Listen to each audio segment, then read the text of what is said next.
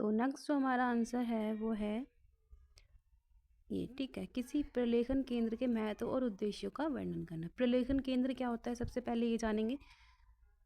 प्रलेखन केंद्र वह संस्था होती है जो विभिन्न विषयों की सूचनाओं को संग्रहित, संगठित, विश्लेषित और प्रसारित करता है ताकि शोधकर्ता, विद्यार्थियों और संस्थानों को सही सूचना समय पर मिल सके। प्रलेखन केंद्र का महत्व लिखेंगे हम, यहाँ देखेंगे। यहाँ ये इंपॉर्टेंट है। सही और विश्वसनीय सूचना उपलब्ध कराना, शोध और निर्णय निर्माण में सहायता, सूचना का संरक्षण और प्रबंधन, ज्ञान के प्रसार को बढ़ावा देना, उपयोगकर्ता की सूचना जरूरतें पूरी करना।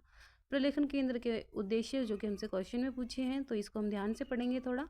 और सूचना का संग्रहण, वर्गीकरण और अनुक्रमण, उपयोगकर्ता को त्वरित सूचना प्रदान करना, डेटाबेस सूचियों के सारांश का निर्माण, संदर्भ सेवा CAS SDI जैसी सेवाएं प्रदान करना, सूचना संसाधनों को व्यवस्थित और सुलभ बनाना, सुलभ बनाना। ठीक है, नेक्स्ट क्वेश्चन आंसर देखते हैं हम हमारा। सूचना प्रणाली क्या है? सूचना प्रणाली वह संगठित व्यवस्था है जिसमें सूचना का संग्रहण, प्रसंस्करण, संग्रहण और वितरण किया जाता है ताकि उपयोगकर्ता को सही सूचना समय पर मिल सके। सूचना प्रणाली, एक बार फिर से पढ़ते हैं हम इसे। सूचना प्रणाली वह संगठित व्यवस्था है जिसमें सूचना का संग्रहण, प्रसंस्करण यानी रिप्रेजेंट करना, उसको संग्रहण और वितरित किया जाता है ताकि उपयोगकर्ता को सही सूचना समय पर मिल सके। ठीक है, और ठीक है, देखो यहाँ पे INPEC भी एक सूचना प्रणाली है, जो एक प्रणाली है, ठीक है, जिसकी गतिविधियाँ ये हैं: वैज्ञानिक तकनीकी और इंजीनियरिंग साहित्य के इंडेक्सिंग बनाना, एक्सट्रैक्ट बिब्लियोग्राफी रिकॉर्ड तैयार करना, ठीक है, ऑनलाइन डेटाबेस उपलब्ध करवाना, शोधकर्ता को त्वरित सूचना खोज सेवाएं।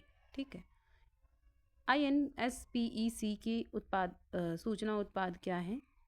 सूचना उत्पाद, इसका मतलब जो INPEC के प्रोडक्ट्स हैं, इनका जो पार्ट है वो क्या है? ठीक है, सूचना उत्पाद। ठीक, डाटाबेस पहला उत्पाद है इसका। दूसरा है ऑब्स्ट्रक्ट जर्नल्स।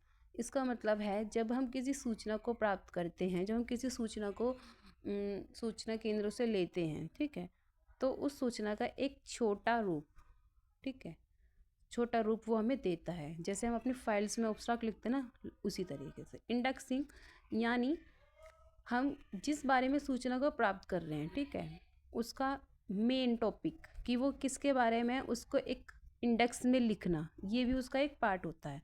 ठीक है, इंजीनियरिंग एज फिजिक्स बिब्लियोग्राफी। देखो, जो इंजीनियरिंग एज फिजिक्स बिब्लियोग्राफी से इसका अर्थ है कि जो ऐसे कह सकते हैं हम कि टेक्नोलॉजी में ये अपने जो डेटा है वो तैयार करता है। ठीक है, इस तरीके से हम इसको कह सकते हैं। नेक्स्ट आंसर है हमारा, सूचना संस्थान और प्रणालियों के विकास में यूनेस्को का योगदान। ठीक है, विश्व भर में सूचना तक समान को प्रोत्साहित, यूनिसिस्ट कार्यक्रम की स्थापना इन्होंने की थी।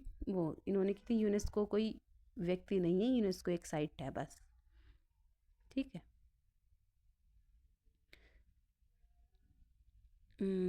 और दूसरा पॉइंट है हमारा, लाइब्रेरी नेटवर्क और सूचना विनिमय को बढ़ावा देना, सूचना प्रौद्योगिकी को और डिजिटल लाइब्रेरी का विकास, विकासशील देशों को तकनीक सहायता और प्रशिक्षण, खुले ज्ञान को बढ़ावा देना।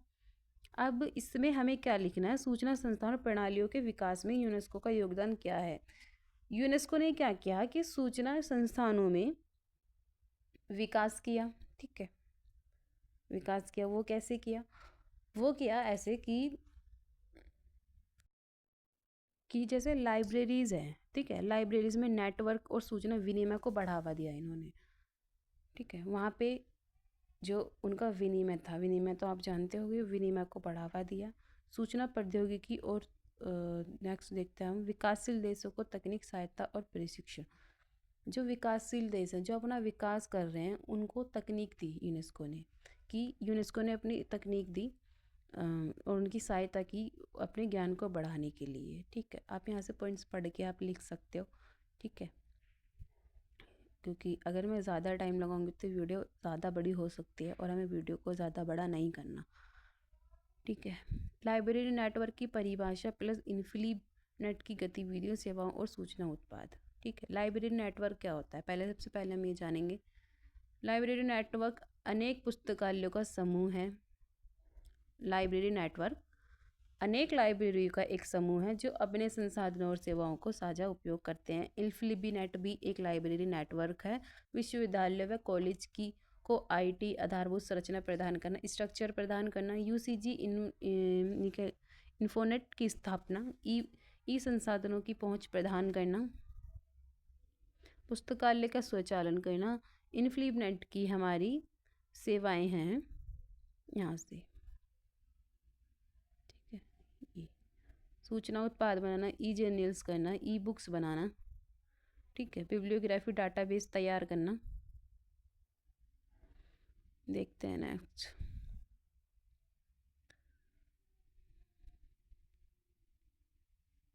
ये इम्पोर्टेंट का आंसर है, देखते हैं इसका आंसर क्या है। संसाधन साझाकरण का मतलब क्या होता है? विभिन्न लाइब्रेरी मिलकर अपने संसाधनों को साझा करती है। जब बहुत सारी लाइब्रेरी अपने संसाधनों को एक साथ मिला लेती हैं, साझा कर लेती है, तो वह संसाधन साझाकरण होता है। पुस्तकालय संघ लाइब्रेरी का समूह जो कम कीमत में अधिक ई रिसोर्सेज प्रदान करता है। ठीक है, ये बात हमें समझ आ गई। अब हम आते हैं आगे। इसके लाभ क्या है? लागत में कमी, अधिक संसाधनों तक पहुंच, डेटाबेस व जर्नल्स की सामूहिक सदस्यता, तेज और बेहतर सेवाएं, राष्ट्रीय ज्ञान संसाधन संजाल एनकेआरसी की भूमिका, वैज्ञानिक संस्थानों में ई रिसोर्स उपलब्ध करवाना, ई रिसोर्स शोध के लिए विश्व स्तरीय डेटा और जर्नल्स, राष्ट्रीय स्तर पर शोध सहयोग को बढ़ावा। ठीक है, देखते हैं हम इसके बाद आंसर दूसरा हमारा है। विभिन्न सूचना संगठनों द्वारा प्रदान की जाने वाली पुस्तकालय स्थिति। सूचना संगठन आप जानते हैं, सूचना केंद्र जो सूचना प्रदान करती हैं, जो डेटा को, जो सूचना का सही डेटा तैयार करती हैं, जो उपयोगकर्ता तक सूचना पहुंचाते हैं। ठीक है, मुख्य सेवाएं इसकी संदर्भ सेवा है। संदर्भ सेवा, इसका संदर्भ सेवा पहला हमारा है संदर्भ सेवा।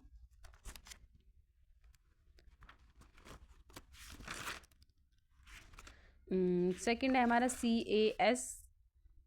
थर्ड है हमारा SDI भी एक सेवा होती है। ठीक है, और ये संदर्भ सेवा, संदर्भ सेवा का मतलब है, इसमें आप पॉइंट में लिख सकते हैं, पाठकों को सीधी सेवा प्रदान करना, सही सेवा प्रदान करना, सटीक सेवा प्रदान करना। ठीक है, इसमें आप एक पॉइंट और लिख सकते हैं कि उपयोगकर्ता शिक्षा, उपयोगकर्ता की शिक्षा। ठीक है, उपयोगकर्ता शिक्षा लिख सकते हैं। दूसरा पॉइंट हमारा हो जाएगा उपयोगकर्ता शिक्षा, मतलब ये उपयोगकर्ता की शिक्षा को बढ़ावा देते हैं।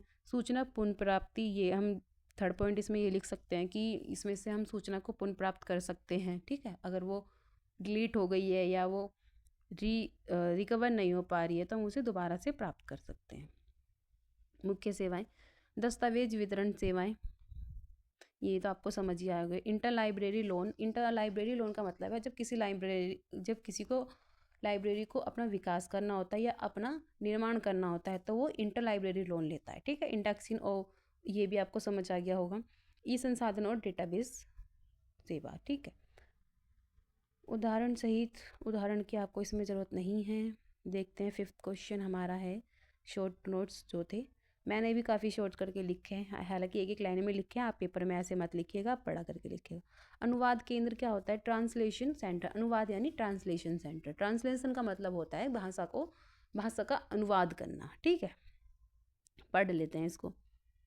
जहाँ विभिन्न भाषाओं में वैज्ञानिक, तकनीकी और साहित्य सामग्री का, जहाँ विभिन्न भाषाओं में जो वैज्ञानिक होते हैं, तकनीक और साहित्य सामग्री का अनुवाद किया जाता है ताकि भाषा का बाधा दूर हो सके, ताकि भाषा की प्रॉब्लम हमारी तकनीकी में, साहित्य में दूर हो सके।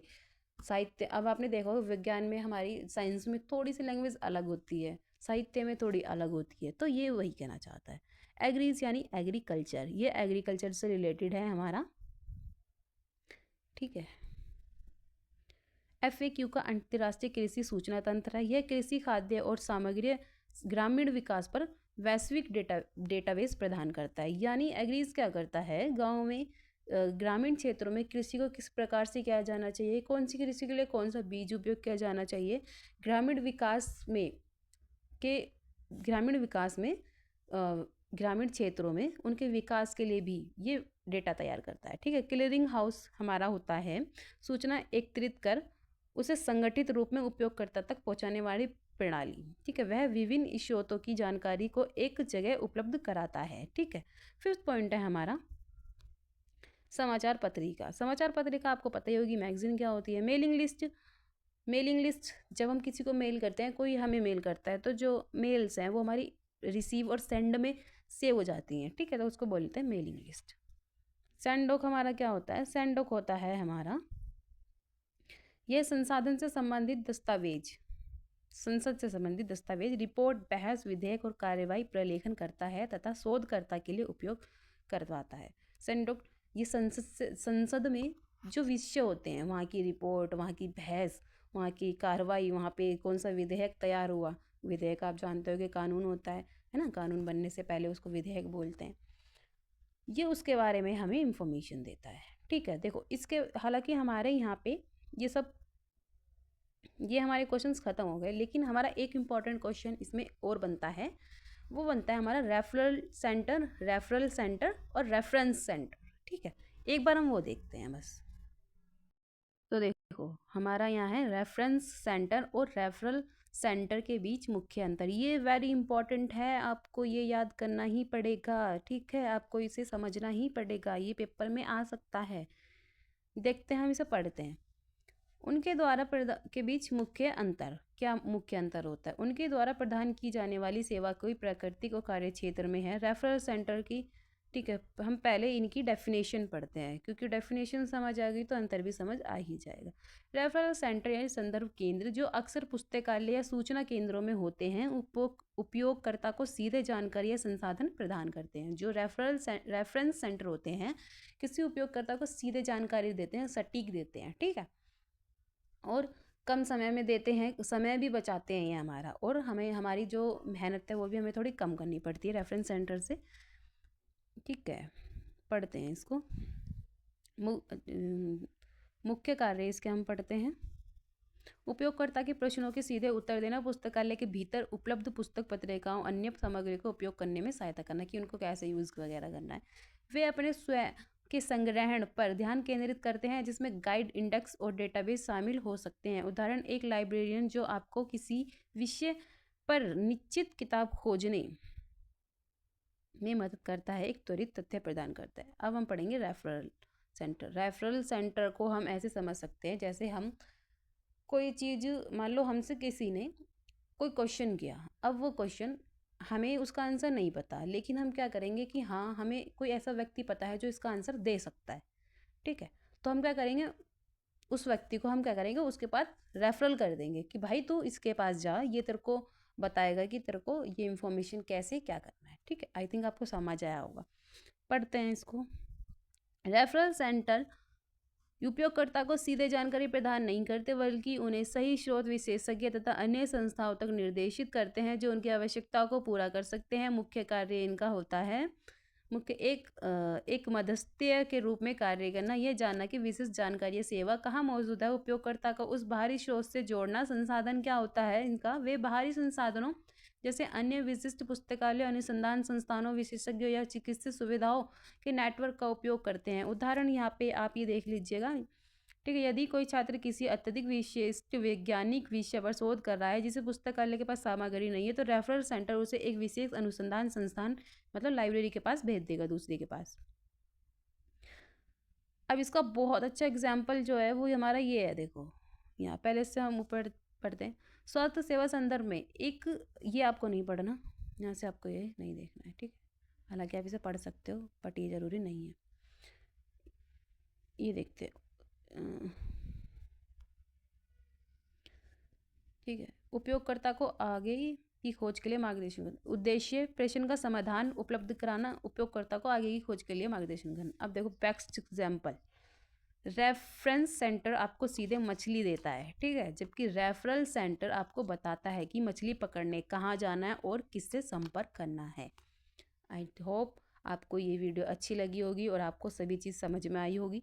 इतनी तो हो गई होगी कि आप पेपर में क्वेश्चन छोड़ोगे नहीं, ठीक है। और वीडियो अच्छी लगी हो तो वीडियो को लाइक करें, चैनल को सब्सक्राइब करें और कमेंट करना बिल्कुल ना भूलें। अगर कोई चीज़ आपको समझ नहीं आई है तो आप कमेंट में मेरे से पूछ सकते हैं, ठीक है। थैंक यू सो मच, और मिलते हैं नेक्स्ट वीडियो में।